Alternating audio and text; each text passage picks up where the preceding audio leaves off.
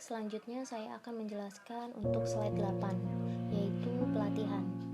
COVID-5 mengidentifikasi keterampilan dan kompetensi karyawan sebagai enabler kritis lain untuk keamanan informasi yang efektif. Karyawan harus memahami cara mengikuti kebijakan keamanan organisasi. Dengan demikian, pelatihan adalah kontrol preventif yang kritis. Memang, kepentingannya tercermin pada kenyataan bahwa pelatihan kesadaran keamanan dibahas sebagai praktik kunci untuk mendukung beberapa proses 32 manajemen COVID-5. Mereka juga perlu dilatih untuk mengikuti praktik komputasi yang aman, seperti tidak pernah membuka lampiran email yang tidak diminta, hanya menggunakan perangkat lunak yang disetujui, tidak berbagi kata sandi, dan mengambil langkah untuk melindungi laptop secara fisik. Misalnya lagi, karyawan harus diajarkan untuk tidak pernah membocorkan kata sandi atau informasi lain tentang akun mereka atau konfigurasi workstation mereka kepada siapapun yang menghubungi mereka melalui telepon, email, atau pesan instan dan klaim untuk menjadi bagian dari fungsi keamanan sistem informasi organisasi. Namun, investigasi organisasi dalam pelatihan keamanan akan efektif hanya jika manajemen dengan jelas menunjukkan bahwa ia mendukung karyawan yang mengikuti kebijakan keamanan yang ditentukan. Sebagai contoh, salah satu penulis mendengar sebuah anekdot tentang sistem profesional di sebuah bank besar yang menolak untuk memungkinkan seseorang yang tidak pada daftar berwenang karyawan untuk memasuki ruangan perumahan server yang berisi informasi keuangan utama bank. Oleh karena itu, daripada menegur karyawan, eksekutif menunjukkan komitmen bank dan dukungan untuk keamanan yang kuat dengan menulis surat resmi pujian untuk kinerja berjasa untuk ditempatkan dalam file kinerja karyawan. Lanjut untuk slide 9, yaitu proses dengan kontrol akses pengguna. Penting sekali untuk dipahami bahwa orang luar bukan satu-satunya sumber ancaman. Seorang karyawan dapat menjadi tidak puas karena sejumlah alasan, misalnya yang diteruskan untuk promosi dan membalas dendam, atau mungkin rentan rusak karena kesulitan keuangan, atau dapat diperas untuk memberikan informasi sensitif.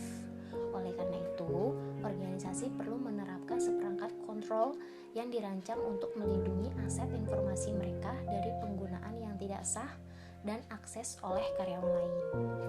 Untuk mencapai tujuan itu, COVID-5 Management Practice DSS 05.04 menekankan perlunya kontrol untuk mengelola identitas pengguna dan akses logis sehingga memungkinkan untuk secara unik mengidentifikasi semua orang yang mengakses sistem informasi organisasi dan melacak tindakan yang mereka lakukan.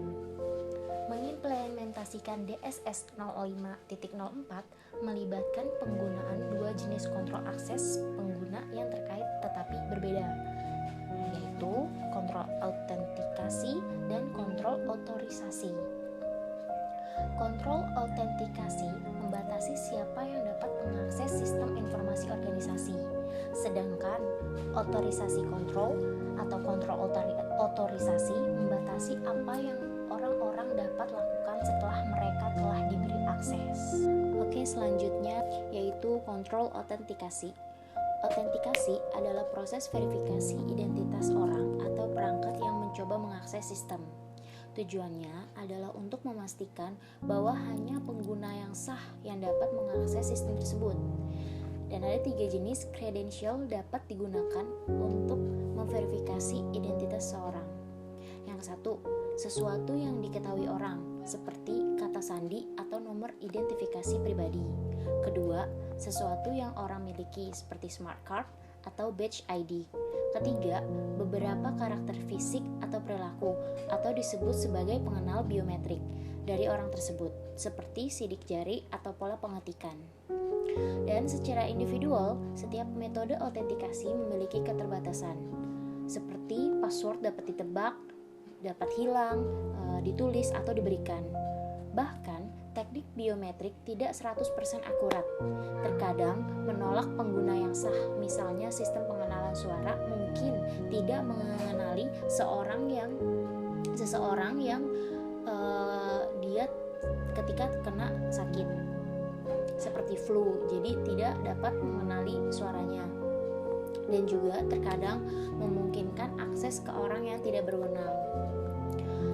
Kompromi dari template tersebut akan menciptakan masalah serius dan seumur hidup untuk donor karena karakteristik biometrik tidak seperti password atau token fisik dan juga tidak dapat diganti atau diubah.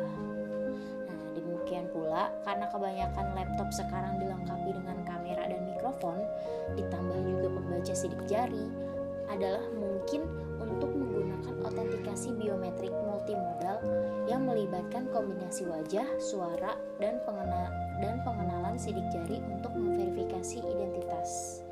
Oleh karena itu, cara yang lebih kuat untuk mengautentikasi perangkat melibatkan penggunaan sertifikat digital yang menggunakan teknik enkripsi untuk menetapkan pengidentifikasi unik ke setiap perangkat tersebut.